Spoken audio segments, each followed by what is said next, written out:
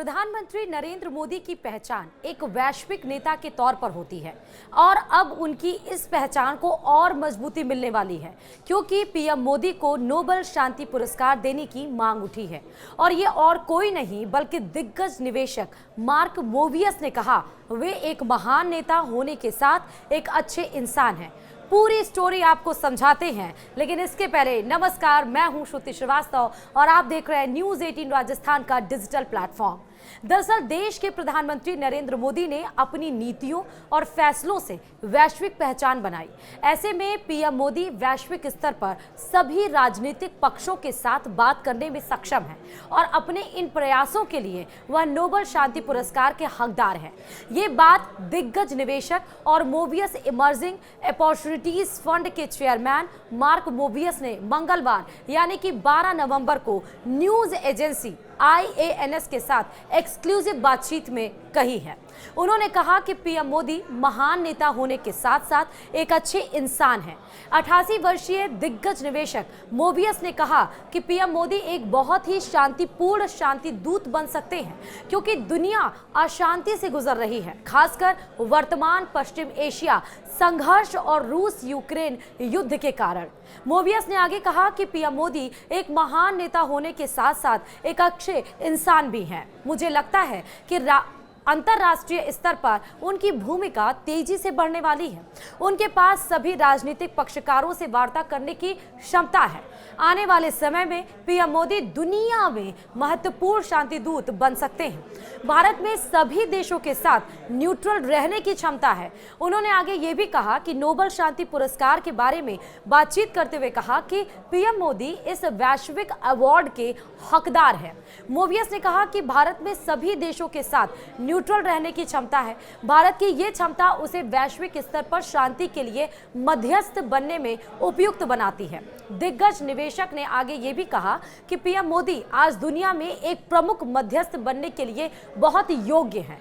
PM Modi ने शांति के समर्थक रूस यूक्रेन संघर्ष में तटस्थ देखे जाने के बावजूद पीएम मोदी ने शांति के समर्थक के रूप में भारत की स्थिति की पुष्टि करते हुए लगातार शांतिपूर्ण समाधान की वकालत की है। अगस्त में प्रधानमंत्री मोदी की यूक्रेन यात्रा रही। 1992 में राजनयिक संबंधों की स्थापना के बाद किसी भारतीय प्रधानमंत्री की यह पहली यूक्रेन यात्रा थी, जो कि युद्धग्रस्त क्षेत्र में शांति को बढ़ावा देने में भारतीय की सक्रिय भागीदारी दिखाती है। उनके और पीएम मोदी के बीच समानता के बारे में एक सवाल पर मोवियस ने कहा और या फिर बताया कि उनके बीच सामान्य बात आगे की ओर देखना है, ना कि पीछे। साथ ही विश्व स्तर पर जो भी हो रहा है उसके बारे में अधिक आशावादी होना भी है। मोवियस को भारत की ग्रोथ स्टोरी पर भी कितना भरोसा है वो आपको अब बताते हैं। दरअसल मार्क मोवियस भारत में निवेश की सलाह देते रहते हैं। उनके एक फॉर्मूले का जिक्र तो प्रधानमंत्री मोदी ने भी किया था। दरअसल पिछले दिनों एक कार्यक्रम में इन्वेस्टमेंट के लिए 50-50 फॉर्मूले का जिक्र किया गया था और उन्होंने अगले 6 महीने, 1 साल और 3 साल से ज्यादा समय के लिए अमेरिका और भारत में 50-50 इन्वेस्टमेंट करने का आइडिया भी शेयर किया था। मोवियस ने कहा था कि बेशक समय के साथ स्थितियां भी बदलेंगी और ऐसा समय आ सकता है जब चीन या अन्य देशों में भी आकर्षक मौके बनने लगेंगे, लेकिन मुझे लगता है कि ये याद रखना महत्वपूर्ण है कि भारतीय इकोनॉमी की ग्रोथ शॉर्ट टर्म के लिए नहीं, ये एक लॉन्ग टर्म डेवलपमेंट है जो कई वर्षों तक चलता रहेगा। इसलिए भारत में निवेश करना चाहिए।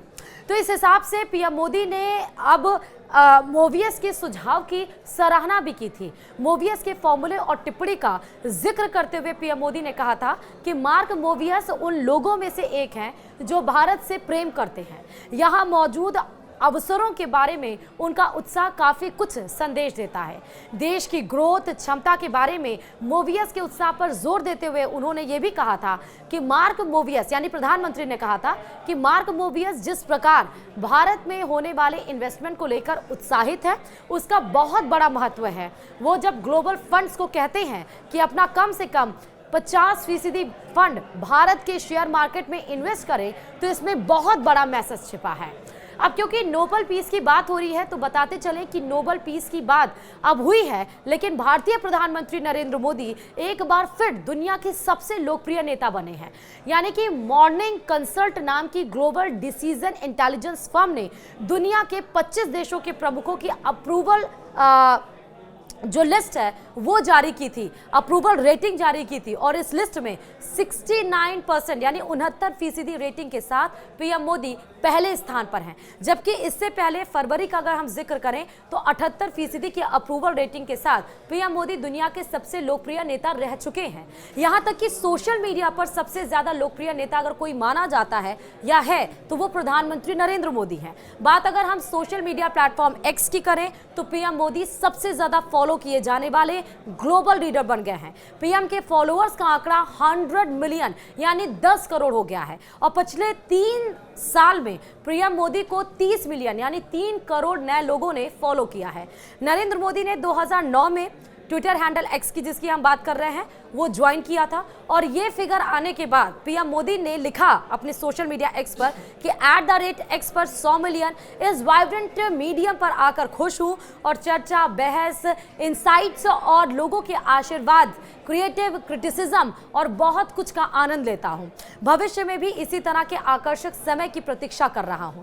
यहां तक कि मेटा के सोशल मीडिया प्लेटफॉर्म इंस्टाग्राम पर भी पीएम मोदी के 91.2 मिलियन फॉलोअर्स हैं। यहां पीएम किसी को फॉलो नहीं करते। अपने इंस्टाग्राम पर उन्होंने अभी तक 806 पोस्ट की है, और वहीं इंस्टेंट मैसेजिंग ऐप यानी व्हाट्सएप की अगर बात करें तो प्रधानमंत्री के चैनल को 13.83 मिलियन लोगों ने फॉलो कर रखा है। और अगर फेसबुक की बात करें तो प्रधानमंत्री नरेंद्र मोदी के वहां पर भी 49 मिलियन लोगों ने उनको फॉलो कर रखा है। तो इस तरह से सोशल मीडिया पर भी प्रधानमंत्री सबसे ज्यादा लोकप्रिय नेता माने जाते हैं। चलिए अब खबरों में आगे बढ़ते हुए आपको ये भी बताते चलें कि भारत और नोबेल पुरस्कारों का नाता काफी ज्यादा पुराना है। कवि, लेखक, विचारक से लेकर अर्थशास्त्री इस विश्वविख्यात पुरस्कार को अपने नाम कर चुके हैं। जैसे कि गुरुदेव रविंद्रनाथ टैगोर इस पुरस्कार को जीतने वाले पहले भारतीय थे। उन्हें साल 1913 में साहित्य के लिए नोबेल पुरस्कार मिला। वहीं रोशनी यानी कि लाइट के कणों के बिखराव का विस्तृत वर्णन और वजह बताने के लिए सर सीवी रमन को नोबेल पुरस्कार मिला। साल 1888 में तिरुचिरापल्ली में जन्मे इस वैज्ञानिक ने रोशनी और ऊर्जा के संबंध को करीब से समझाया। वहीं साल 1968 में नोबेल जीतने वाले हरगोविंद खुराना ने इलेक्ट्रॉन पर काम किया था। उन्होंने जेनेटिक कोड और उसके प्रोटीन सिंथेसिस में भूमिका के लिए नोबेल मिला था। वहीं मदर टेरेसा अपना पूरा जीवन जिसने मानव सेवा के नाम कर दिया, उन्होंने गरीबी हटाने के लिए मिशनरीज ऑफ चैरिटी की स्थापना की, जिसमें अनाथ, बुजुर्ग, रोगियों और गरीबों को मदद की जाती थी, और उनके काम को दुनिया भर में सराहा गया और साल 1979 में उन्हें नोबेल पुरस्कार से नवाजा गया। वहीं साल 1983 में एस चंद्रशेखर को भौतिकी के लिए नोबेल पुरस्कार मिला। उन्होंने सितारों के विकास और संरचना पर अपने विचार रखे थे। साल 1998 में अमर्त्य सेन पहले अर्थशास्त्री बने जिन्हें लोक कल्याण अर्थशास्त्री के लिए यह पुरस्कार दिया गया था। लेखक वीएस न्यायपाल को साल 2001 में नोबेल पुरस्कार से नवाजा गया। तमिलनाडु में पैदा हुए वेंकटरमण रामकृष्ण को साल 2009 में रसायन विज्ञान के लिए नोबेल पुरस्कार मिला। तो वहीं साल 2014 की बात करें जहां पर कैलाश सत्यार्थी को बाल मजदूर उन्मूलन और शिक्षा में उनके अधिकार के लिए यह पुरस्कार मिला।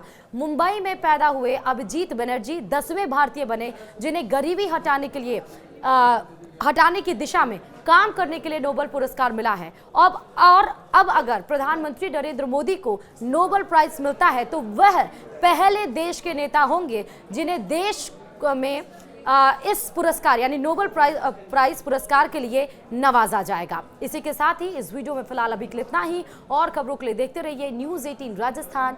नमस्कार।